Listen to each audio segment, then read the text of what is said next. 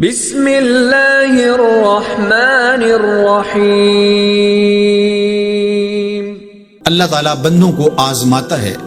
پرکھ کرتا ہے، امتحان لیتا ہے، طرح طرح کی نعمتوں سے اسے مالا مال کرتا ہے، کاروبار وسیع ہو جاتا ہے، اس کے لیے دولت کے انبار لگ جاتے ہیں، دنیاوی مال و اسباب اس کے لیے جمع ہو جاتا ہے، منصب ملتا ہے، عہدہ ملتا ہے، اقتدار ملتا ہے، شان و شوکت ملتی ہے، لوگوں کے دلوں میں اس کا گھر بنتا ہے، تو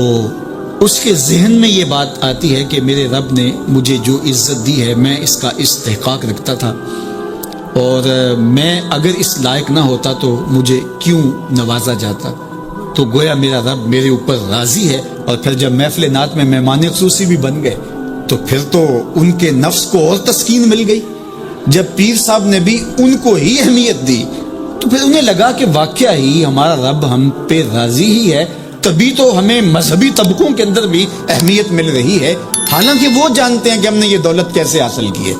وہ جانتے ہیں کہ ہمیں سجدے کی توفیق نصیب نہیں ہے، وہ جانتے ہیں کہ آج اس محفل میں مہمان خصوصی سے تو کل ہم شراب خانے میں تھے، انہیں پتہ ہے،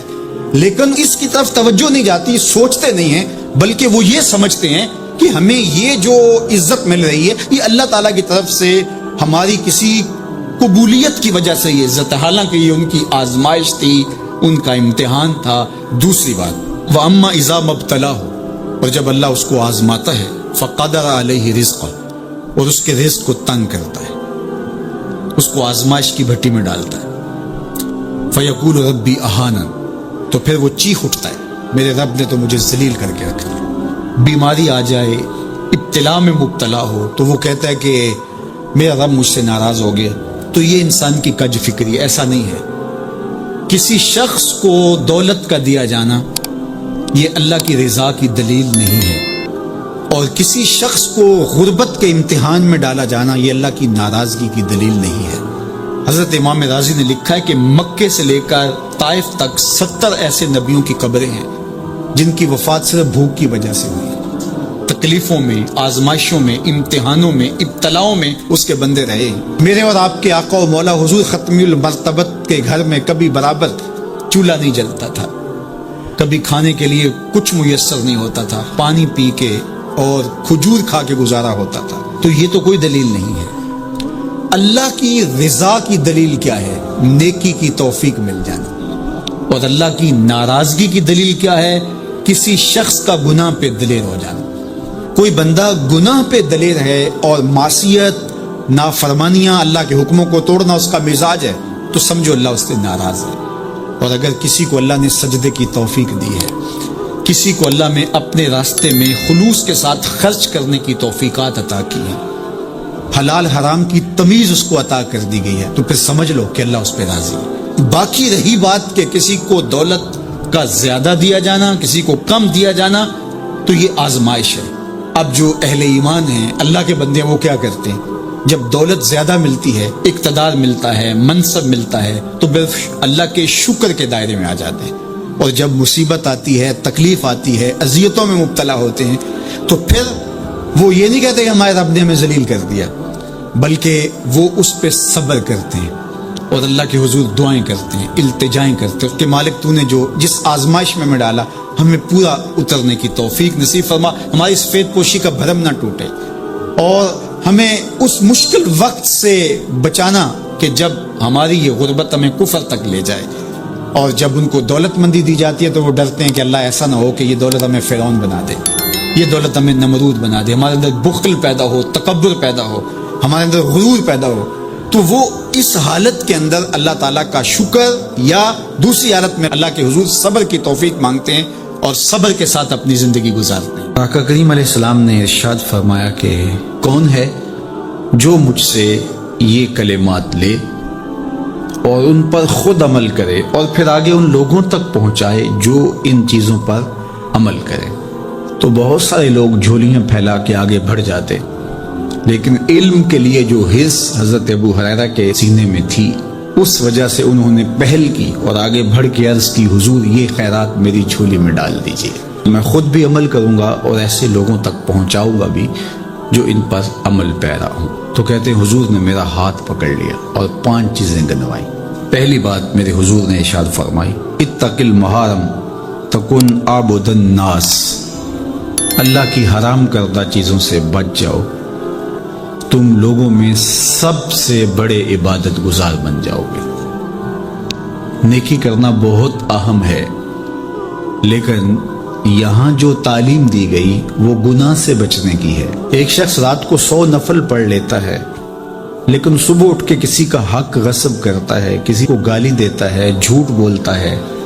کم تولتا ہے، کم ناپتا ہے، اللہ کے احکام کو توڑتا ہے، اور دوسرا شخص ساری رات عشاء کی نماز کے بعد سویا رہا اور دن کو فجر کے بعد اس نے جھوٹ نہیں بولا، کسی کو تنگ نہیں کیا، اللہ کی مخلوق کو ضرر نہیں پہنچایا، تو شریعت ایسے شخص کو پسند کرتی ہے جو اللہ کی حرام کردہ چیزوں سے بچ جائے۔ نیکی کی توفیق مل جائے، نفلی عبادات میسر آ جائیں تو بڑی بات ہے،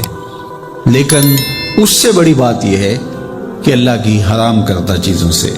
بچا جائے۔ دوسری بات ارشاد کی، وَرْضَ بِمَا قَسَمَ اللَّهُ لَكَ تَكُنْ أَغْنَى النَّاسِ،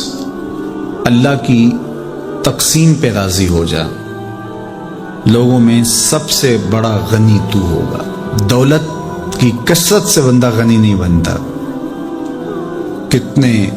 دولت مند ہیں، نفس کی کمینگی ہی ختم نہیں ہوتی۔ تو غنی اس وقت بندہ بنے گا جب اللہ کی تقسیم پہ راضی ہو گئے، اللہ نے جس حالت پہ رکھا اس حالت پہ خوش ہے کہ میرے مالک نے مجھے جو دے دیا یہ میرے لیے اس نے مناسب جانا، تو بس میں اس پہ راضی ہوں، میں اس پہ خوش ہوں۔ اور اگر انسان یہ نہیں چاہتا اور نہیں کرتا تو جہاں بھی ہوگا وہ مطمئن نہیں ہوگا۔ پھر ارشاد فرمایا، وَأَحْسِنْ إِلَىٰ جَارِكَ تَكُنْ مُؤْمِنًا، اپنے ہمسائے کے ساتھ سلوک اچھا کر تو کامل مومن ہو جائے گا۔ جو آپ کا ہم سایہ ہے تو آپ کا سایہ شفقت کا اس پر پڑنا چاہیے۔ آپ کا ہم سایہ آپ کی طرف سے سخت دھوپ میں اذیت گوارا نہ کرے، بلکہ آپ کے ہمسائے کے آپ ہمسائے ہی قرار پائیں، تو آپ کے ایمان کی کسوٹی یہ ہے، آپ کے مومن ہونے کا معیار یہ قرار دیا گیا کہ آپ اپنے ہمسایوں کے ساتھ کیسے ہو۔ چوتھی چیز، وَأَحِبَّ لِلنَّاسِ مَا تُحِبُّ لِنَفْسِكَ تَكُنْ مُسْلِمًا، اگر تم کامل مسلمان بننا چاہتے ہو تو جو اپنے لیے پسند کرتے ہو تمام مخلوق کے لیے وہ پسند کرو۔ اب کوئی شخص یہ مزاج اپنی طبع میں راسخ کر لے تو معاشرے کے اندر شر، فساد، بدامنی، کسی کے حقوق کو غصب کرنا، کسی سے زیادتی کرنا، کسی کا برا چاہنا، سب کچھ ختم ہو جائے گا، اور یہ معاشرہ جنت نظیر بن جائے گا کہ جو ہم اپنے لیے پسند کرتے ہیں وہ ہم اپنے دوست کے لیے، بھائی کے لیے، ہمسائے کے لیے، عزیز کے لیے، رشتہ دار کے لیے پسند کریں۔ اور پانچویں بات، وَلَا تُكْثِرِ الضِّحْكَ فَإِنَّ كَثْرَةَ الضِّحْكِ تُمِيتُ الْقَلْبَ، ابو ہریرہ، زیادہ ہنسا نہ کرو، زیادہ ہنسنے سے دل مر جاتا ہے۔ مسکرانا تو سنت ہے، مسکرانا حضور کی عادت تھی، جس کی تسکین سے روتے ہوئے ہنس پڑے، اس تبسم کی عادت پہ لاکھوں سلام۔ مسکرانے کے بعد اگلا مرحلہ دہک کا آتا ہے، لیکن دہک کبھی کبھی حضور سے صادر ہوا، اور کہا یہ حضور علیہ السلام سے صادر نہیں ہوا، تو کہے سے منع کر دیا گیا۔ دہک کبھی کبھی ہو اور تبسم آپ کی زندگی میں شامل ہو۔ اللہ اس حدیث پاک کا نور ہماری روحوں میں اتار دے اور ہمارے باطن میں چراغاں کرے۔ کرونا وائرس کی وجہ سے پورے ملک کے اندر لاک ڈاؤن ہے، تو اس موقع سے بھرپور فائدہ حاصل کر کے ہمیں ذکر و فکر کی طرف آنا چاہیے۔ قرآن مجید کی تلاوت، کثرت نوافل، قضا شدہ نمازوں کی ادائیگی اور دیگر امور خیر بجا لانے چاہیے۔ اپنے ماں باپ کی صحبت میں بیٹھنا چاہیے، ان کی دعائیں لینی چاہیے، اپنے بچوں کے پاس بیٹھیں، اور بہت سارے اور امور جو ہم اپنی مصروفیات کے باعث پورے نہیں کر پاتے، تو یہ موقع ہے ان کو پورا کرنے کا۔ لیکن اس موقع سے ناجائز فائدہ حاصل کرتے ہوئے بہت سارے لوگ اپنے مکانوں کی چھتوں پہ دھاتی تاروں کے ذریعے پتنگیں اڑانے کے شغل میں مصروف ہیں، تو اس شغل سے خدا را باز آئیے۔ یہ موقع ایک دوسرے کی مدد کرنے کا ہے، نصرت اور اعانت کرنے کا ہے، نہ یہ کہ مکانوں کی چھتوں پہ کھڑے ہو کے آپ خونی کھیل کھیلیں اور دھاتی ڈور کے ذریعے سے لوگوں کے گلے کٹیں اور لوگوں کو نقصان ہو۔ تو اس سے خدا را ہمیں خود بھی باز آنا چاہیے اور اپنے بچوں کو بھی اس سے روکنا چاہیے، ان کی حوصلہ شکنی کرنی چاہیے۔ ویسے بھی علماء نے کہا کہ یہ جو پتنگ کٹتی ہے تو بچے اس کو لوٹنے کے لیے دوڑتے ہیں اس کے پیچھے، تو عمومی طور پہ ہمارے ہاں یہ کہا بھی جاتا ہے کہ میں پتنگیں لوٹ رہا ہوں یا لوٹ کے لایا ہوں، تو شرعاً وہ اس کی ملک نہیں تھی تو وہ کیسے اس کو اپنے پاس رکھ سکتا ہے؟ تو یہ ایسا گناہ ہے جس کو گناہ نہیں سمجھا جاتا، اور بچپن میں معصوم ذہن پر لوٹ مار کا تصور اس سے ابھرتا ہے، اور آج وہ پتنگ لوٹ کے لایا ہے تو کل بڑا ہو کے بڑا لٹیرا بنے گا۔ تو یہ ماں باپ کو سوچنا چاہیے کہ پتنگ لوٹنے کا عمل لوٹنے کی ایک مشق ہے، اور بچہ اس کو کوئی برائی نہیں سمجھ رہا اور اس کو گناہ نہیں سمجھ رہا، حالانکہ یہ مال لقطہ ہے۔ اور اگر کسی نے پتنگ لوٹ لی یا ڈور لوٹ لی تو ہمارے فقہا نے لکھا ہے کہ 6 ماہ تک اس کا اعلان کرے، مالک کے نہ ملنے کی صورت کے اندر اس کو صدقہ کرے، وہ خود پھر بھی نہیں رکھ سکتا ہے چونکہ یہ مال لقطہ کے حکم کے اندر ہے۔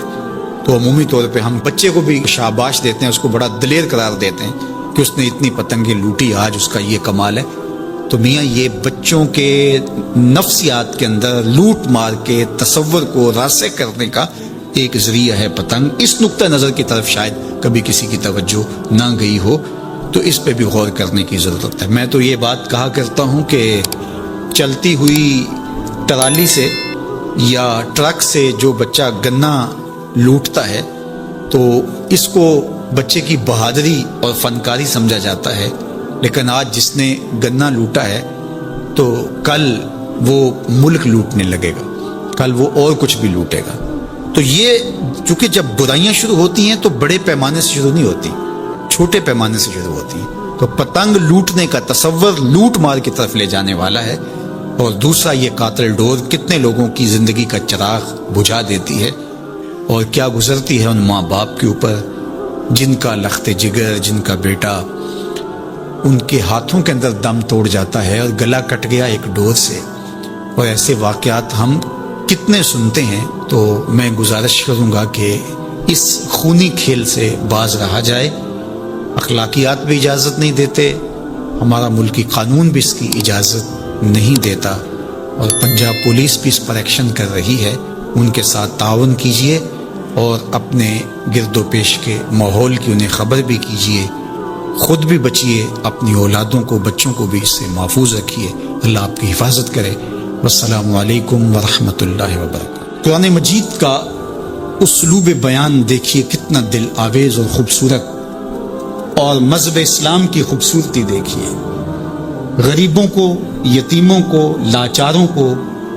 اپاہج اور کمزوروں کو، بیوگان اور اراملہ اور مساکین کو مدد کرنا، ان کی اعانت کرنا، ان کو کھانا دینا، یہ تو سارے لوگ کہتے ہیں، لیکن قرآن نے کتنی خوبصورتی کے ساتھ ہمیں بتایا کہ مسئلہ کھانے کا نہیں ہے، مسئلہ ان کو عزت دینے کا ہے۔ اگر تم ان کو کھانا دیتے ہو اور تذلیل بھی کرتے ہو تو تم اللہ کی رضا کبھی نہیں پا سکتے۔ اللہ کی رضا تمہیں تب نصیب ہوگی جب تم ان کی عزت نفس کا خیال رکھو گے، ان کی تذلیل نہیں کرو گے۔ تم ان کی تصویریں سوشل میڈیا پہ اور اخباروں پہ ڈال کر کے ان کی تذلیل کا سبب اور ذریعہ نہیں بنو گے تو پھر تمہارا رب تم سے راضی ہے۔ تو بات کھانا دینے کی نہیں ہے، قرآن کہتا ہے تم ان کی خدمت کرو، ان کو کھانا کھلاؤ، لیکن اس چیز کا تمہیں پہلے خیال ہونا چاہیے کہ تم ان کی عزت نفس کو مجروح نہ ہونے دیں۔ وَرَجُلٌ تَصَدَّقَ بِصَدَقَةٍ فَأَخْفَاهَا حَتَّى لَا تَعْلَمَ شِمَالُهُ مَا تُنْفِقُ يَمِينُهُ۔ میرے حضور نے فرمایا جس شخص نے صدقہ کیا اور اتنے مخفی انداز میں کیا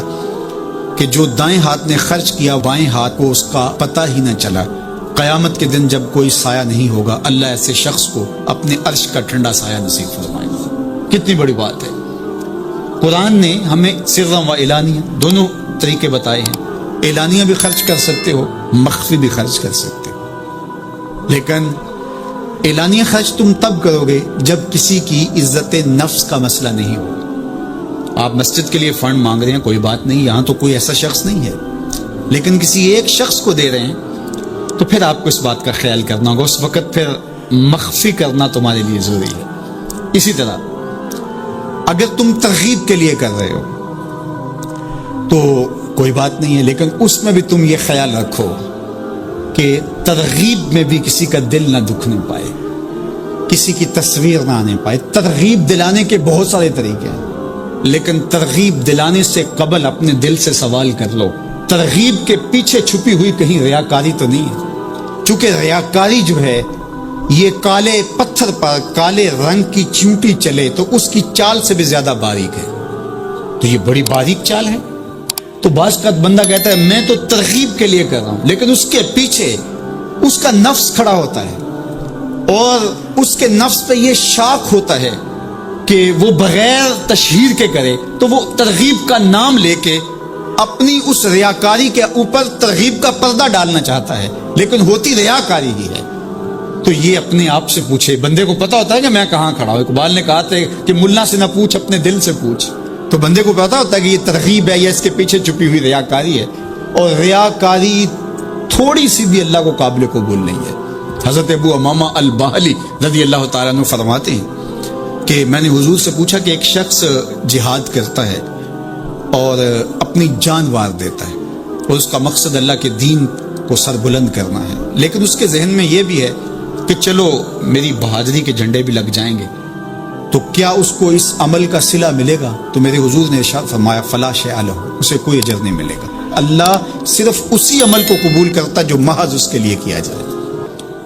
تیرے عمل میں اخلاص ہو تو اس کا اجر کچھ اور ہے، حور و خیام سے گزر بادہ و جام سے گزر، جو محض اس کی رضا کے لیے عمل کیا جائے وہی عمل ہے۔ حضرت معاذ بن جبل رضی اللہ تعالیٰ عنہ حضور کے روضہ انور کے پاس بیٹھ کے رو رہے تھے۔ حضرت عمر گزرے تو رک گئے، کہا معاذ رو رہے ہو؟ کہا کہ صاحب مزار کا ایک فرمان یاد آیا جس نے مجھے رلا دیا۔ تو کہا وہ کیا فرمان تھا؟ کہا ایک دن حضور نے کہا تھا تھوڑی سی ریا بھی شرک ہے، تھوڑی سی ریا بھی شرک ہے۔ تو ضرور رکیے، آپ ترغیب کا نام لے رہے ہیں کہ میں ترغیب دینے کے لیے کر رہا ہوں، لیکن ذرا ایک لمحے کے لیے رک کے اپنے آپ سے سوال کر لیجئے، ترغیب کے پردوں کے پیچھے چھپی ہوئی کہیں ریا تو نہیں ہے؟ اگر ریا کہیں چھپی ہے تو عمل ضائع ہو گیا، عمل برباد ہو گیا۔ کیتی کتری پئی خو محمد تے سکہ بنیا زردہ، سب کچھ برباد ہو گیا۔ اس لیے محض اس کی رضا کے لیے ترغیب بھی اگر آپ کی نیت ہے تو اس سے قبل اچھی طرح اپنے آپ کو جانچ لیں کہ ہم کھڑے کہاں ہیں۔ اللہ اکبر۔ تو کہا کہ کلا بل لا تکرمون الیتیم، تمہارا مسئلہ یہ ہے کہ تم یتیم کی تکریم نہیں کرتے ہو، عزت نہیں دیتے۔ حضور علیہ الصلوۃ والسلام نے فرمایا کہ مومن کا معاملہ بھی بڑا عجیب ہے کہ اسے اگر تکلیف ہوتی ہے تو اس پر وہ صبر کرتا ہے، یا اسے خوشی ملتی ہے تو اس پر وہ شکر کرتا ہے، تو دونوں صورتوں میں اللہ اس کو اجر عطا کرتا ہے۔ اور یہ صرف شان مومن کی ہی ہے کہ وہ مصیبت پر صبر کرے، بلکہ فرمایا کہ مومن کے پاؤں میں کانٹا بھی چبھتا ہے تو اس کا بھی اس کو اجر دیا جاتا ہے، اس کے درجے بلند ہوتے ہیں، اس کے گناہ معاف کر دیے جاتے ہیں، اس کی خطاؤں سے درگزر کر لیا جاتا ہے۔ لیکن یہ مشروط ہے اس تکلیف کو صبر کے ساتھ برداشت کرنے سے۔ اگر وہ واویلا کرتا ہے، ناشکری کے کلمات کہتا ہے، تو تکلیف تو ختم نہیں ہوتی لیکن اجر زائل کر دیا جاتا ہے۔ تو اس لیے ہمیں ہر صورت کے اندر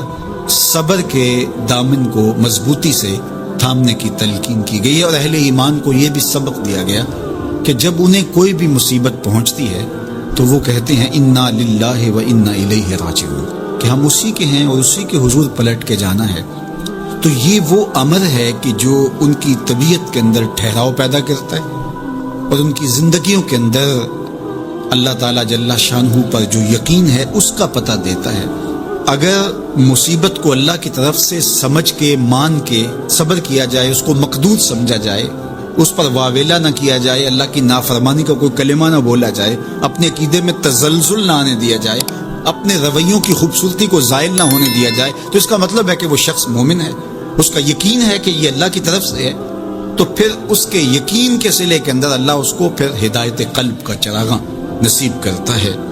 اور فرمایا واللہ بکل شیء علیم، اور اللہ ہر شے کو جاننے والا، اسے پتہ ہے کہ کسی پر مصیبت نازل کیوں کرنی ہے، اور اس مصیبت سے اس کا امتحان لینا مقصود ہے، اس کے درجوں کو بلند کرنا مقصود ہے، اس کے گناہوں کو معاف کرنا مقصود ہے، اس کو کسی آزمائش میں ڈال کر کے اس کو مزید کندن بنانا مقصود ہے،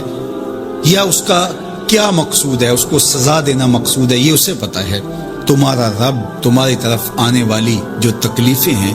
ان کے اندر ہزارہا پنہا حکمتوں سے واقف ہے۔ یہاں یہ بات بھی سمجھنے کے قابل ہے کہ جو شخص مصیبت کے آنے پر صبر اور استقامت کے ساتھ اس سے نپٹتا ہے اور اللہ پر جو اس کا یقین ہے اس میں تزلزل پیدا نہیں ہونے دیتا، کل من عند اللہ، اے محبوب فرما دیجئے جو کچھ ہے وہ تمہارے رب کی طرف سے، یہ اس کا خیال اور فکر ہے کہ یہ میرے اللہ کی طرف سے، تو پھر اس مصیبت کو ٹالنے والا بھی وہی ہے۔ تو اگر یہ اس کا عقیدہ پختہ تھا تو پھر وہ مالک کی دہلیز چھوڑ کے، مالک کی چوکھٹ چھوڑ کے کسی اور دہلیز پہ نہیں جائے گا، کسی اور چوکھٹ پہ نہیں جائے گا، وہ اس مصیبت کو دور کرنے والا مؤثر حقیقی اللہ کو ہی جانتا ہوگا اور اسی کے حضور دعائیں کرے گا، التجائیں کرے گا، کسی شرک کا ارتکاب نہیں کر سکتا ہے، اور وہ مالک کی دہلیز سے کبھی روح گردانی نہیں کر سکتا، بلکہ اس تکلیف کے آنے سے وہ اپنے رب کے ساتھ اور زیادہ جڑ جائے گا، اور اگر وہ صبر کرے تو یہ اس کا ایک مرتبہ ہے کہ وہ حوصلے کے ساتھ اس تکلیف کو برداشت کرے، اور دوسرا مرتبہ جو اس سے بڑھ کر ہے کہ اس پہ اللہ کی رضا کے سانچے میں اپنے آپ کو ڈھال لے کہ جے سونا میرے دکھ وچ راضی، میں سکھ نو چلے ڈاواں۔ اگر وہ اس بات پہ راضی ہے تو کوئی بات نہیں ہے، میں اس پہ راضی ہوں کہ میرے رب کی یہ رضا ہے۔ تو یہ دونوں چیزوں کا مل جانا یا دونوں میں سے کسی ایک کا مل جانا، یہ اللہ کی طرف سے اس کو دیا گیا انعام ہے جو اس مشکل حالات میں اس کو حاصل ہوتا ہے۔ اب وہ کس کیفیت میں ہے اللہ تعالیٰ اس کو خوب جانتا ہے کہ وہ اس پہ صبر کر رہا ہے یا اس کا اندر ڈول رہا ہے، اس کا عقیدہ کمزور تھا اور وہ کمزوری کے باعث جو ہے وہ تزلزل کا، تذبذب کا شکار ہو گئے، تو یہ تمہارا رب خوب جانتا ہے، تو تمہارے سینے کے اندر چھپی ہوئی کیفیت تمہارے جاتا ہے، سوال کا دروازہ کھول دیتا ہے، اللہ اس کے لیے محتاجی کا دروازہ کھول دیتا ہے۔ حالات سخت بھی ہوں، اگر قابل برداشت ہوں تو ان کو برداشت کرنا چاہیے تاکہ سوال کی عادت نہ پڑے۔ انسان مخمصے کی حالت میں ہو، مجبور ہو جائے تو وہ ایک الگ بات ہے، مخمصے کی حالت میں سوال جائز ہو جاتا ہے، لیکن اگر حالت مخمصے کی نہ ہو تو پھر سوال نہیں کرنا۔ تھوڑی سی مشکل آئی اور اناج بٹتے ہوئے دیکھا تو خود بھی سوالی بن کے جا کے کھڑے ہو گئے، جبکہ ہمارے گھر کے اندر اتنا کچھ موجود تھا کہ ہم گزر کر سکتے تھے، لیکن مفت کا مال ہے لہٰذا کوئی حرج نہیں ہے، تو پھر آہستہ آہستہ انسان اس کا عادی بن جاتا ہے۔ اللہ اس وقت سے بچائے کہ ہم محتاج ہوں اور ہمیں عملاً اس جگہ پہ آنا پڑے، اللہ سب کو محفوظ فرمائے۔ لیکن اگر حالات کچھ تلخ بھی ہوں تو پھر بھی اگر آپ دیکھیں اپنے آپ کو کہ کیا ہم ایسی جگہ پہ تو نہیں ہیں کہ ہم سوال کرنے جائیں، تو باہر ایک ماحول دیکھ کر کے تو لپک پڑنا، تو اس سے آپ کی طبع کے اندر سوال کی عادت پیدا ہوگی، تو اس لیے جو مانگنا شروع کر دیتا ہے پھر اس کے لیے محتاجی کا دروازہ بند نہیں ہوتا، الا یہ کہ کوئی سخت مجبور ہو جائے تو شریعت اس کو اس کی اجازت دیتی ہے۔ تیسری بات میرے اور آپ کے آقا و مولا نے جو قسم کر کے کہی، ما نقص مال عبد من صدقہ، کہ صدقے سے بندے کا مال کم نہیں ہوتا۔ آپ کا اکاؤنٹنٹ کہتا ہے کہ اگر اتنے پیسے اتنوں سے نکال دیے گئے تو باقی اتنے بچیں گے، کیلکولیٹر کا حساب بھی یہی ہے، لیکن میرے محبوب فرماتے ہیں کہ میں ضمانت دیتا ہوں کہ صدقے سے مال کم نہیں ہوتا، تو اس لیے تم راہ خدا میں خرچ کرو گے تو میرا رب کہہ رہا ہے خیر لانفس، یہ تمہارے لیے بہتر ہے. تمہیں لگتا ہے کہ اتنے کم ہو جائیں گے، لیکن ایسا نہیں ہے. تمہارا مال صدقے سے گھٹتا نہیں ہے، صدقے سے تمہارا مال بڑھتا ہے. اور اللہ تعالیٰ جل شانہ ایک کا 10 گنا عطا کرتا ہے، 70 گنا عطا کرتا ہے، 700 گنا عطا کرتا ہے. فرمایا اللہ چاہے تو اس سے بھی زیادہ عطا کرتے. اور پھر فرمایا ان تقرض اللہ قرضا حسنا یضاعفہ لکم، اگر تم اللہ کی راہ میں قرض حسنا دو تو وہ دگنا کر کے دے گا. اچھا یہ کیسا اللہ کا انداز بیاں ہے کہ خود مال دے کے خود کہہ رہا ہے مجھے قرضہ دو، اور پھر خود کہتا ہے میں دگنا دوں گا. دیا ہوا کس نے ہے؟ اسی نے.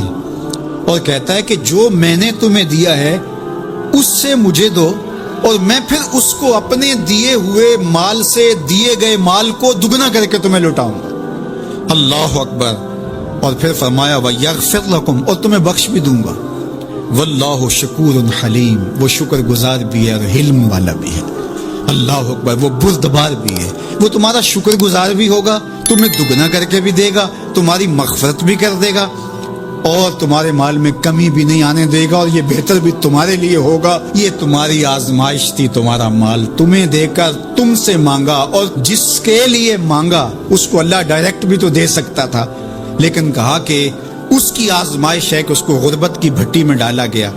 تمہاری آزمائش یہ ہے تمہیں فراوانی دی گئی. اب دیکھیے کہ وہ آزمائش میں پورا نکلتا ہے، تم آزمائش میں پورے نکلتے ہو، دونوں آزمائش میں پورے نکلتے ہیں،